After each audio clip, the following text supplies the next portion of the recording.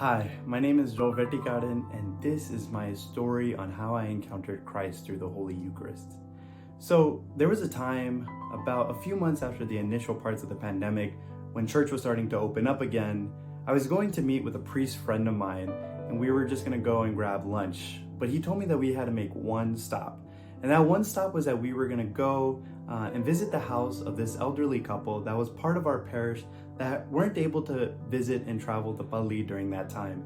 And we were going to go and give them Holy Communion. And so, of course, I was like, yeah, I'm down, let's do it.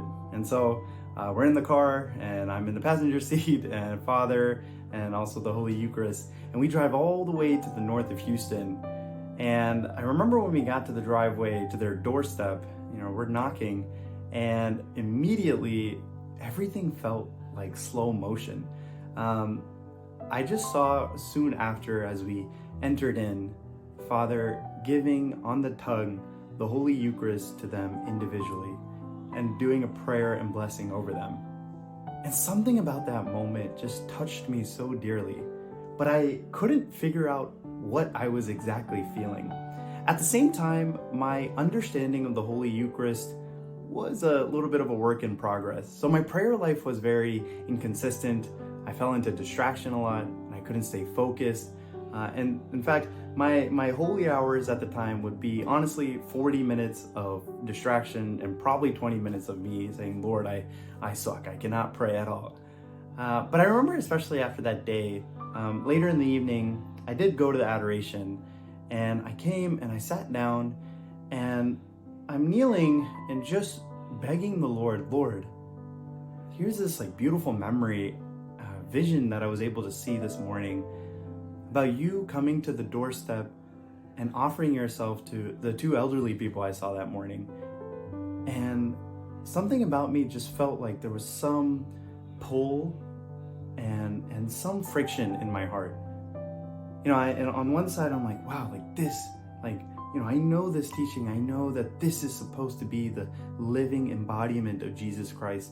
But then there was this other part of me that was filled with doubt and anxiety and fear. And so what's great about this chapel is that there's this mat in front of the Blessed Sacrament that you could go to. And I felt a gentle purge and push to go. And so I went and I kneeled down in front of the Holy Sacrament. And my thinking was like, okay, I think I just need to get closer and just experience him closer. And so I did. And I remember I closed my eyes. And as I closed my eyes, I spent some time, and I felt the Lord giving me a vision. And in this vision, I was seeing a kind of barren wasteland, gray all over. And there's this one singular road that's just going through this land. And I'm walking through it. But in my hands, I have the Holy Cross with me. I had no idea where we were going, but I had the cross with me. I immediately opened my eyes, and for the first time, it felt like for the first time, I was looking at Jesus. This image that he gave me, this cross that he gave me.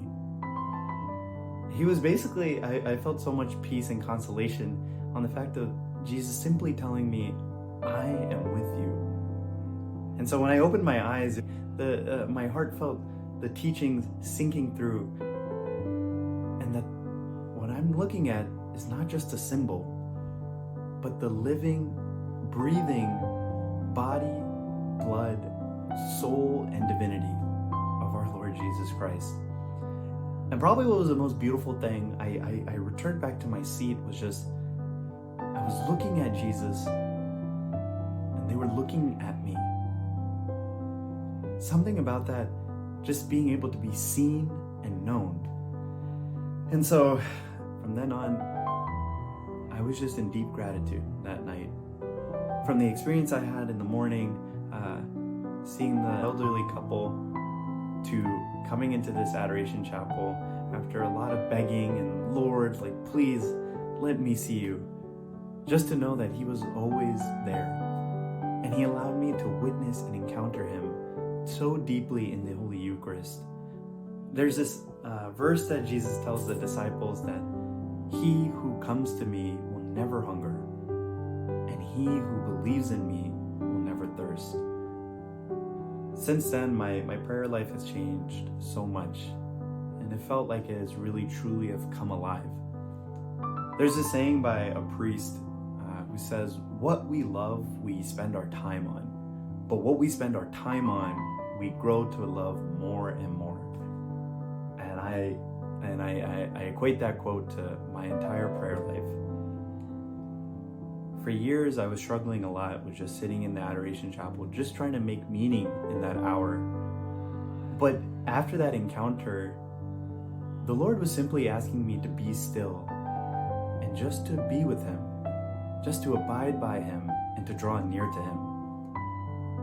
Once that teaching really sank through my heart was overflowing with so much joy and love.